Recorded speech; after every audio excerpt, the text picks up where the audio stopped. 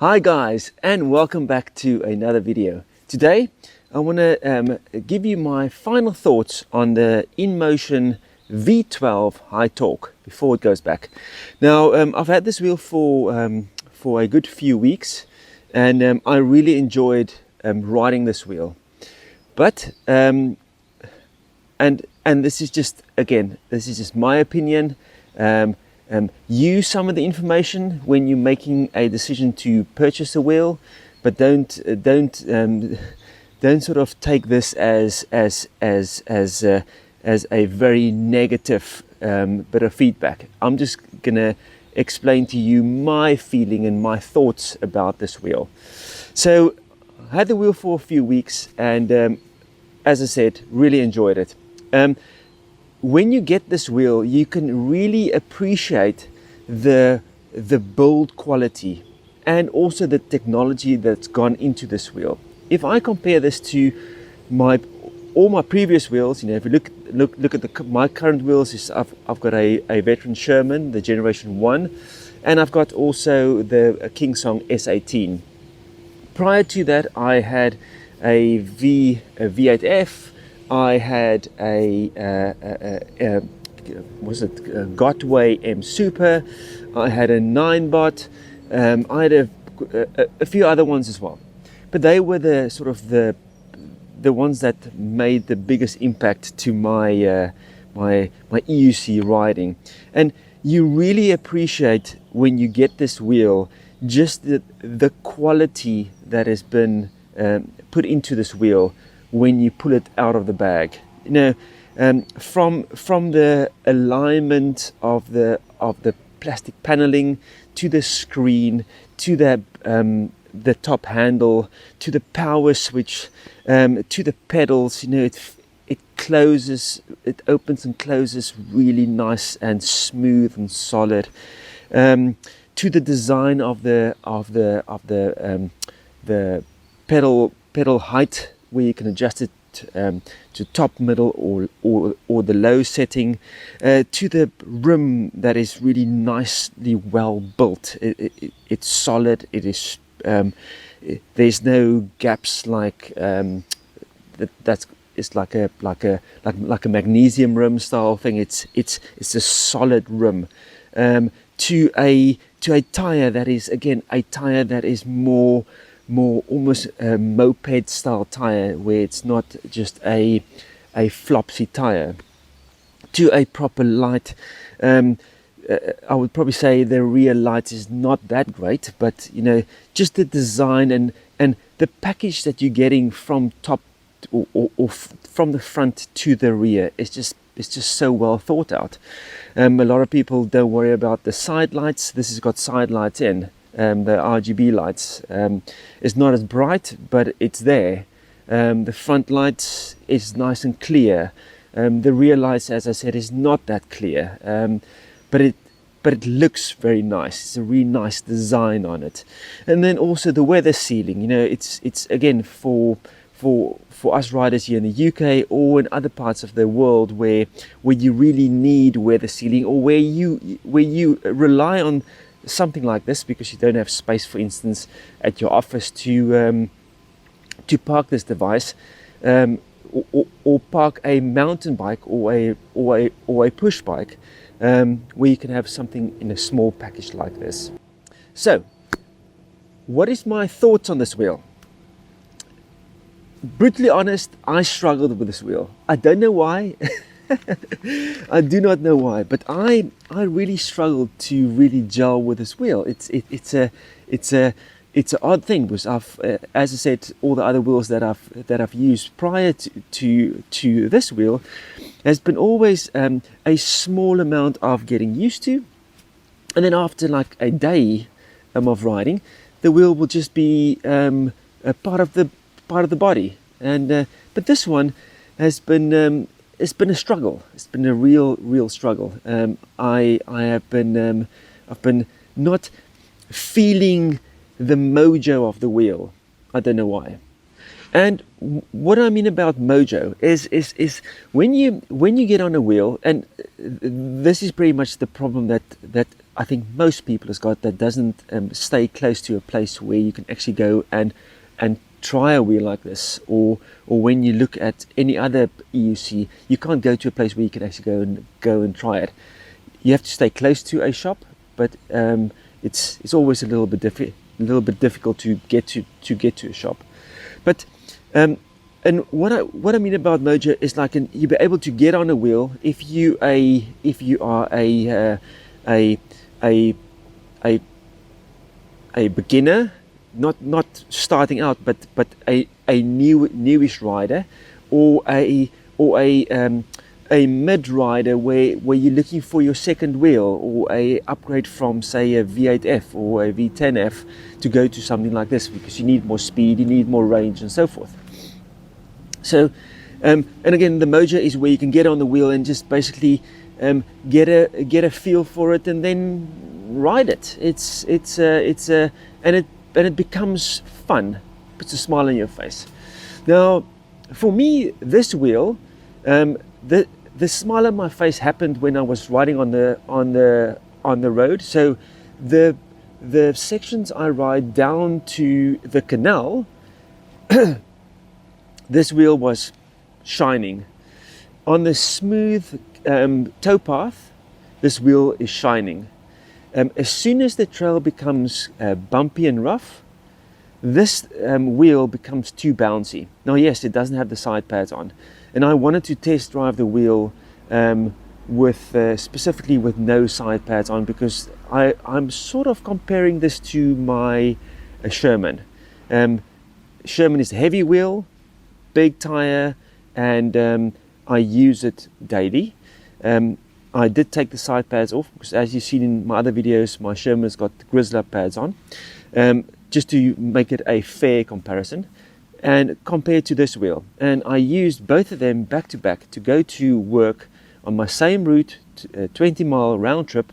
It's about 30-40% road, and the rest is gravel towpath. And some places is smooth, and some places where it's been really driven out by cars and trucks and whatever. So small little potholes, where this wheel just bounces for me way too much. And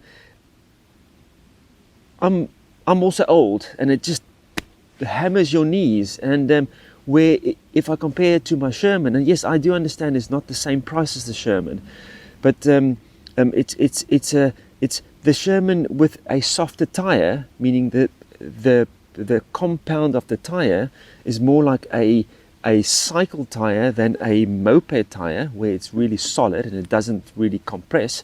The Sherman gives you a smoother ride over the same trail compared to this wheel. And yes, this thing is sitting at 25 psi, and it still feels like I'm riding on a rock. And again, smooth trails, road, this thing accelerates, it rides really nice. I actually went from the top setting on the pedals to the lower setting. For me, it lowers that center of gravity, and it allows, for me, the wheel feels more agile. If it's on the higher setting, the wheel feels to me top heavy. It wants to fall over. Again, it's quite interesting, because my Sherman is more weighty than this wheel, and it doesn't feel like that. So that's just something to take into consideration. But yeah, I just didn't get the mojo on with this wheel. It's just bizarre. As much as I was so keen to buy this wheel, and I had the opportunity from SpeedyFeet to allow me to demo ride the wheel and really get a feel for it.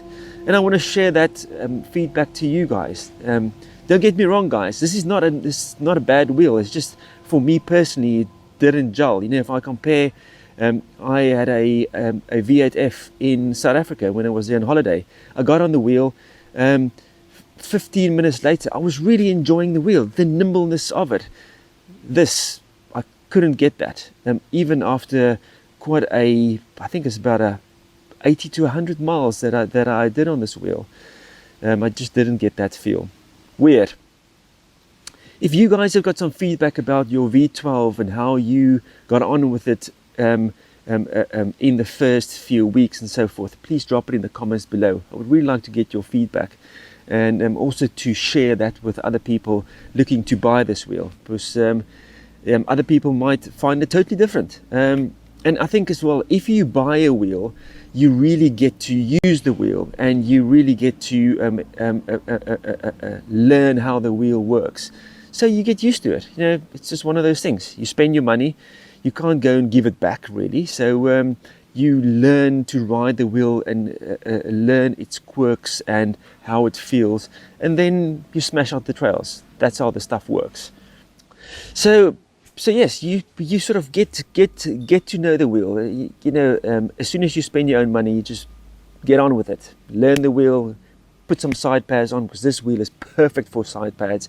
Big area where you can put the Velcro, and then stick some Grizzla pads on, or some Clark pads or whatever. It's absolutely brilliant. Also, if the protection of the wheel, so if it falls down or whatever, this front bumper is really nice, a really nice design. The top handle, you know, let's power down. This top handle where it flips up, and it's really nice and solid. Yes, if you're going to come off hard, and this thing is probably going to break off, but again, Allen key, yank it out and put a new one in. So that is quite nice. The screen again is super nice and responsive.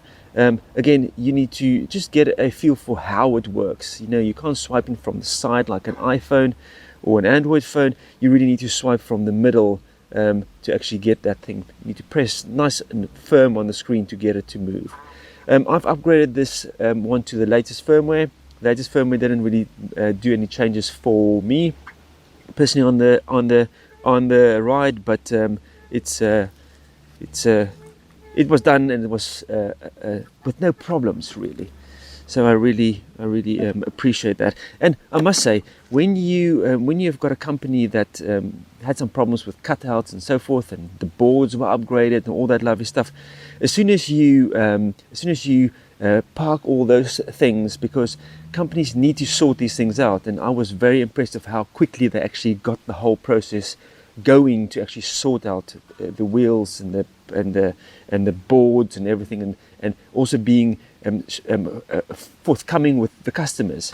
And again, you know, guys, if you buy these things, it is very new technology as well. You know, you need to put in the back of your mind that if you buy the first batch, that there might be some problems. These things get tested, but it doesn't get tested as much as, say, a BMW motorbike or a Honda car or whatever.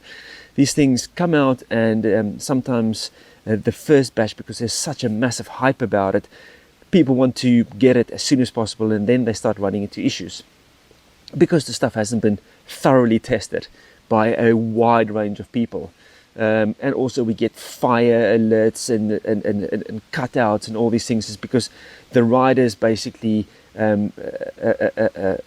sort of show these things sometimes in the excessive way of doing this. You also don't know the full back end story of a wheel, that if it caught fire, how many times it's been crashed and how many times it's been really abused before something like that happens. That would probably never happen to anyone else. But just keep that in the back of your mind. You know, these things are, it's a single wheel, there's no fallbacks. It's the same as a one wheel. These things are for me, touch wood, super safe, you know, if you ride it within its limits. Learning curve is for some people it's hard, for some people it's not. Most people can get it after about 30 minutes, can get up and go. But yeah, just keep that in the back of your mind when you are a excited new rider to purchase a wheel like this. Ask the questions, think about the things, and then make your decision. But guys, getting back to the wheel, absolutely awesome opportunity from SpeedyFeet to allow me to ride this wheel. And also, if you guys want to come to the SpeedyFeet showroom, reach out to Ian and see if you can line up a test a test ride of these wheels.